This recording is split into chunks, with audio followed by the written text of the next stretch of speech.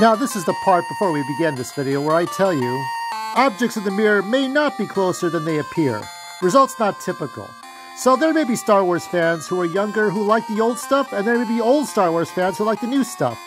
So we're just going to cover a very general stereotypical ground here. A long time ago on this planet far, far away was the year 2014, and that's when we had Star Wars Rebels. And Star Wars Rebels was the beginning of many things, followed by, of course, the Skywalker trilogy, Force Awakens, The Last Jedi, The Rise of Skywalker. And then from there, it was subscription service shows that we have yet to see on DVD or Blu-ray. It's all stuck. If you want to watch those shows, you gotta get Disney Plus, right? Going by the age of reason, so assuming that the typical Star Wars fan back then was born in 2007, by the time Star Wars Rebels came out, they would be the age of reason, age of 7. So that would mean that 2025 is their 18th birthday. So this is it for the Disney Star Wars fans. Next year they become adults. Isn't that something? They become adults next year. Now as we look at this nice cover here, the first full appearance of Darth Plagueis, not the novel, but Star Wars Insider number 130. For me, I was born 1 year after Star Wars, right? So my brother was born 1 year before. And I guess like for me, I kind of came into it pretty early. I was 7 by the time the Droids and Ewoks cartoons came on ABC and Saturday morning cartoons. And by the time I started college, that's when the special editions and the prequels would come out. So it's a different thing. So it's hard for me to really... I was there at the genesis of Star Wars. So it's a different perspective. There's like 3 basic generations here. You have the generations of people who were 7 years old when The Phantom Menace came out. Those who were 7 years old when Star Wars 1977 New Hope came out. And then the one I'm talking about now, the Disney 7-year-olds who are like 17 now, who will become 18. And for them, the Disney Star Wars is the thing that they had been exposed to the most. That's their whole world. While a lot of older people on YouTube have criticized it, anti-SJWs, SJWs, Ryan Johnson, Kathleen Kennedy, the woke, the anti-woke, certain politics. It's just, that's how they are. They're just like, they're sort of arguing politics and mired in that politics. But for the young people... that Disney Star Wars is mostly what they had. Now, you could have had smart parents who were like, kids, I'm going to show you the other Star Wars. Here's the other Star Wars. Did you know this, right? But some parents are passive. They're like, oh, here's this stuff. Here's this thing. Okay, watch that thing, right? Whatever keeps the kids busy. And most of this history, you know, the original trilogy, the Clone Wars, most of them hadn't been exposed. If they were born in 2007... maybe they were too little to understand what was happening in the Clone Wars. Because when they reached 6 years old, that was 2013. That was the end of the Clone Wars. At least the end of Filoni's original run before like the miniseries on Disney Plus. So they never got to see that stuff. It was kind of a shame. They never got to see any of this. So, very little. And the novels, the old video games in the 90s and 2000s, maybe they went to a swap meet and saw it. Maybe they didn't. Now, I'll tell you from my experience what was old to me by the time I was born. And as I got older, I saw newer versions of that thing. That thing was Superman. Superman was 40 years old by the time the Christopher Reeve movie came out, by the time I was born. I never had a chance, the luxury to really see this stuff until I went to a swap meet or went to a comic book convention. So maybe kids who are going to be adults have had that luxury, maybe not. They spent more time on their phones. I didn't have any phone to spend time on. I had my Game Boys, maybe I had a Nintendo or old comic books, but I never really got to these ones until later on. In fact, this is a 1989 reprint. I tell you, this is the best version of Golden Age Superman you're going to ever see. I mean, yes, it was fine to have the originals, right? But to have the old version, okay? Now, most of these people are in their 90s. The original people. who had a whole childhood, right? They would be in their 90s if they're still alive. You know, like Dick Van Dyke. Dick Van Dyke could tell you about these comic books, right? You know, Superman would tell you to eat the proper food, lift weights. Then you can lift a chair over your head, join the Boy Scouts, join the clubs, and swim and do Olympic stuff and be an Olympic champion and eat the right bread and stuff.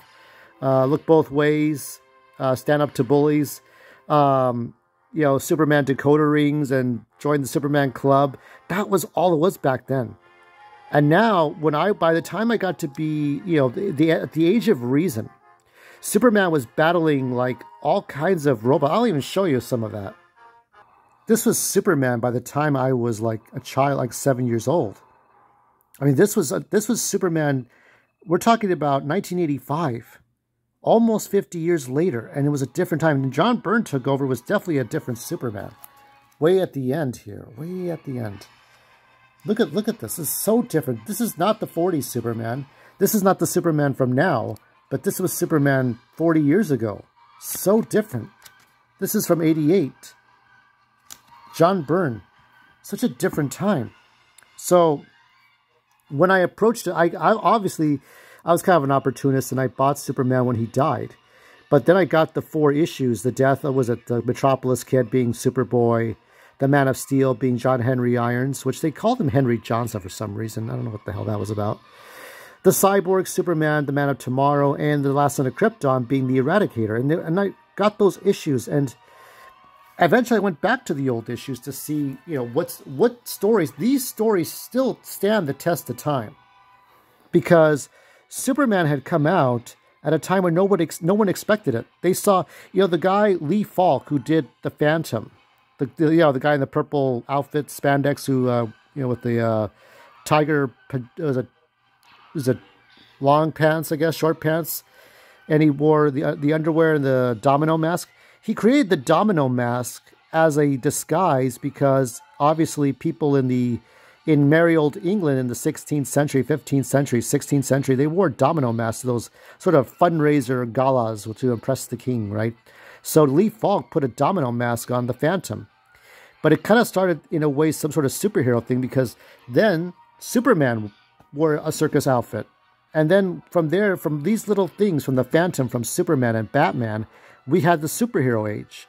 But nobody had seen Superman, any character. You see detectives and the Shadow or Dick Tracy or somebody, Davy Crockett or Paul Bunyan. You see them do something cool. But he did everything. He could do anything and everything. And nobody expected it. The gangsters didn't expect it. Nobody expected it. And I think that's some of the best stories come from the originals. And everything else after that was kind of a carbon copy. That's why I kind of read, nowadays I read Injustice, because even though, yes, it is playing on the fact that Superman is evil, you don't know what's going to fucking happen until it happens. And when you see it happen, holy shit. It's like, it's Game of Thrones and House of Cards. And it's every conflict that you could ever think of. Just like in Star Wars, it's like horrible conflicts. The time before Superman was evil and after he was evil. And then when Batman locked him up. And then when He-Man came, he had the power and he stopped Superman completely. That was like a Return of the Jedi moment. And I guess for me, it's like, I just now pick at stories, what's the best stories. And for all the toxicity that we see people do, I think we're going to see the best in these kids that are going to become men and women. So, you know, besides the Leslie Headland looking for an Oscar award with Martin Scorsese and maybe getting Brad Pitt to approve of her and getting that Oscar and saying, fuck off everyone, and that Amanda Stenberg cringe video with her doing her hair. Anyway, that's all. Whether it's this group or that group, actors versus YouTubers, you have to remember that, and I think Theory brought up a point, like, these kids are now adults. They're bringing up, they're now looking at all the Star Wars. I think they have a chance. Right now, they're just absorbing the Disney Star Wars. They're absorbing the Mandalorians, the Boba Fett's, the Ahsokas, the Andors. What's the other show? I know I'm missing one. I mean, what is it? The Bad Batch, right? The Bad Batch, Star Wars Visions. Yeah? Star Wars Visions, that was a fun one. Some people, I think that looked all right. So the Boba Fett's, the Mandalorians, the Ahsokas, the Acolytes, the Skeleton Crew, they're looking at all of that. And they're going to take a look and say, I've never really sat down and watched the original movies. Like, okay, watch the original movies. And then watch the special editions. Then watch the different editions of those special editions. Right? How many versions of episodes 4, 5, and 6 exist? Then look at THX 1138. That was a prototype Star Wars. And then look at the Clone Wars. And then the 2D cartoon, the Tartakovsky, which I think I still have the General... Yeah, there's the General Grievous figure back there. Way in the back. So way in the back. I mean, there's so many things about Star Wars. There's so many comic books. The comic books, right? The Dark Horse comics, The Purge, all those things. All those things. So as they get older, and we get old, like horribly old, they're going to reevaluate their Star Wars. And they may still hold on to those Disney Plus shows, but they may also go back to the Dark Horse comics. They may also go back to the 90s and 2000s video games. They may also go back to the Clone Wars before they could close the chapter in 2013 forever. I mean, I think Dave Filoni had stuff that went on to 2015 with the Crystal Crisis and the Bad Batch episodes. And then sadly, I think Crystal Crisis is somewhere on YouTube. Somewhere. I mean, I say that because Disney never put it out. So what are they going to make money for? It's technically a fan film. Technically. The actors don't get paid, but that's fine. But anyway, this is Maestro Drake signing off. And yeah, let me know what you think of the future 18-year-olds. 2025. And soon it'll be 2027. 2025 will be the 45th fucking anniversary of Empire. And the 20th anniversary of Revenge of the Sith. How about that?